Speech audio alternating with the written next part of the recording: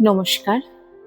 কাব্য ক্যাফেতে আজকের কবিতা কবিগুরু রবীন্দ্রনাথ ঠাকুরের হঠাৎ দেখা।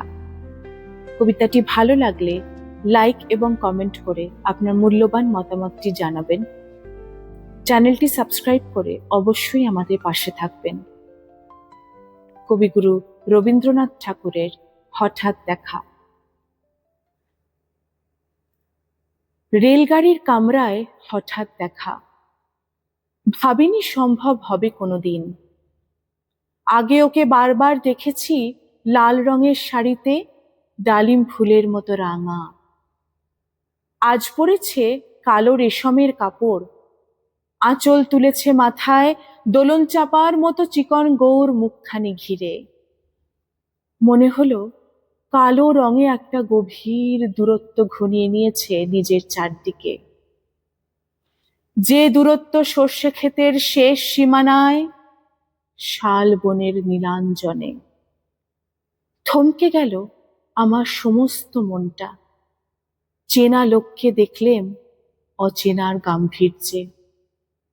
হঠাৎ খবরের কাগজ ফেলে দিয়ে আমাকে করল নমস্কার, সমাজবিধির পথ গেল খুলে, আলাপ করলেম শুরু। কেমন আছো, কেমন চলছে সংসার ইত্যাদি। সেই রইল জানলার বাইরের দিকে চেয়ে, যেন কাছের দিনের ছোঁয়াচ পার হওয়া চাহনিতে। দিলে অত্যন্ত ছোট দুটো একটা জবাব, কোনোটা বা দিলেই না। বুঝিয়ে দিলে হাতের অস্থিরতায় কেন এসব কথা, এর চেয়ে অনেক ভালো চুপ করে থাকা। আমি ছিলাম অন্য বেঞ্চিতে ওর সাথীদের সঙ্গে, একসময়ে আঙুল নেড়ে জানালে কাছে আসতে। মনে হলো কম সাহস নয়, বসলুম ওর এক বেঞ্চিতে। গাড়ির আওয়াজের আড়ালে বললে মৃদু স্বরে, কিছু মনে করো না, সময় কোথা সময় নষ্ট করবার।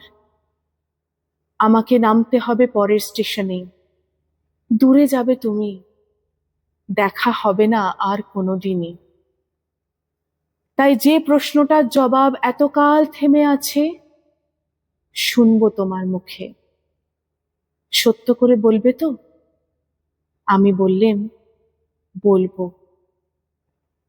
বাইরের আকাশের দিকে তাকিয়েই শুধলো, আমাদের গেছে যেদিন, একেবারেই কি গেছে, কিছুই কি নেই বাকি। একটুকু রইলেম চুপ করে, তারপর বললেম, রাতের সব তারাই আছে দিনের আলোর গভীরে।